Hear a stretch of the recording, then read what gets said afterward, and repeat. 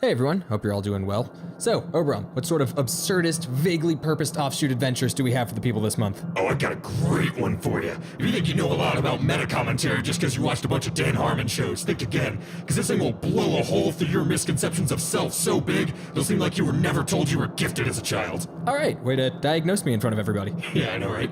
Get ready to plunge into existential peril. Yeah, this thing's broken. Are you serious? 100%. I mean, normally it's doing stuff right now. Look at it. It's not doing anything. It's a shame, too, because when I had queued up was nuts. You're totally out of your mind. You had a corkboard and everything. Can you fix it? Oh, no. This thing has all kinds of proprietary nonsense in it. It's like a MacBook. Let's call a technician out here. I mean, I guess you can just do a normal one this month. Oh, okay, I get it. I'll just do a normal one, but by the end of the segment, it'll inexplicably change into some exciting mishap that will force us to re-examine ourselves and grow as individuals, right? No, that is not what I'm saying. Okay, sure, I gotcha. Let's just do a regular old hidden gems with no ulterior narrative ambitions whatsoever. Oh my god. Bonnie and Sean, just run the intro. Okay, so let's start things off totally normally with Left Alive. This is an upcoming PS4 survival action shooter from Square Enix, the publisher famous for birthing Final Fantasy and turning Donald Duck into a mage. It's got a star-studded dev team, including Armored Core's director, Metal Gear Solid's character designer, and a mech designer who's helped construct real-world giant robots that have been launched into space on gritty anime adventures, citation needed. With its play-your-way attitude, each encounter approach contains a buffet of variables, like the Deus Ex games, or a Golden Corral in a war zone. Pre-ordering at GameStop grants access to the Day 1 Survival Pack DLC, which has pretty much exactly what you would expect a survival pack to have, minus the canned beans and the Norman Reedus that won't just put on a shirt with sleeves. Calibrate your red dot reticles now before Left Alive starts messing with chaos theory even more than I do on this show, later this month. The next game imperative to our discourse is Kirby's Extra Epic Yarn on the Nintendo 3DS. This critically acclaimed title originally released on the Nintendo Wii in 2010, making it the second most interesting thing involving yarn at your grandma's house, right next to her collection of handmade yarn katanas.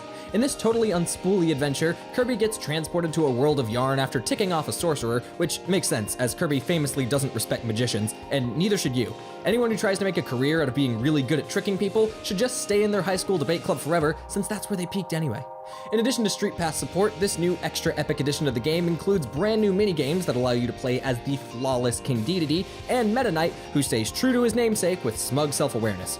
Remind all your friends that anyone who doesn't like Kirby has to spend their afterlife with Lou Albano before Kirby's Extra Epic Yarn tumbles down the stairs and into the 3DS of our hearts later this month. Uh-oh, Obram, what's up with that blinking light over there? Is that indicative of a fast approaching starship or some other hostile entity?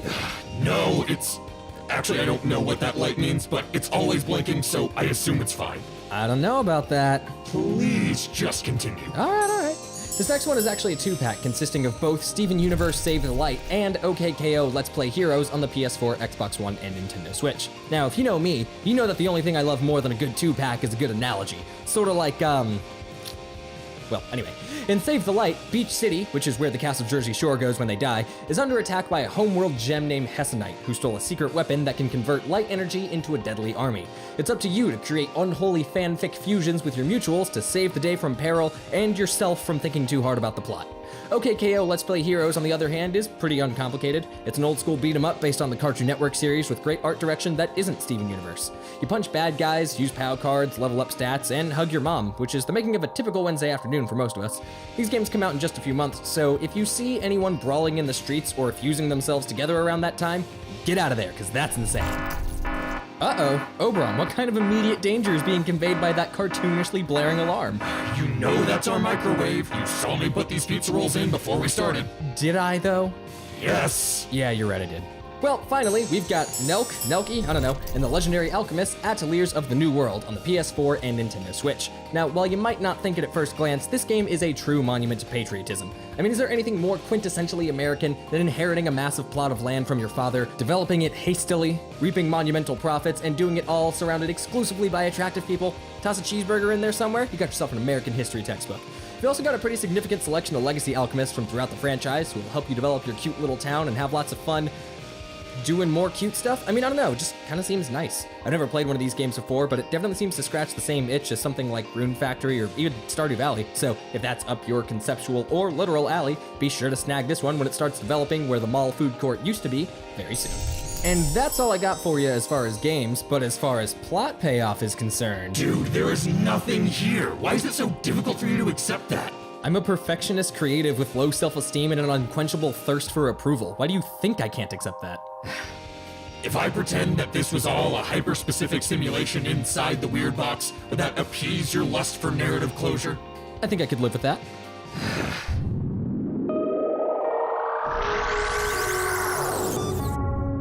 Alright, so just so we're clear, we just watched a simulation in which the weird box stopped working, I became obsessed with the lack of story beats, and you begrudgingly pretended to admit that it was a simulation, which was in point of fact sincere because it actually was a simulation which you couldn't have possibly known. That about covers it, yes. That was a good one, nice choice. And that version of you was a really good friend. You mean that version? Well, that's all for Hidden Gems. I'll see you guys next time. Oh shoot, pizza rolls!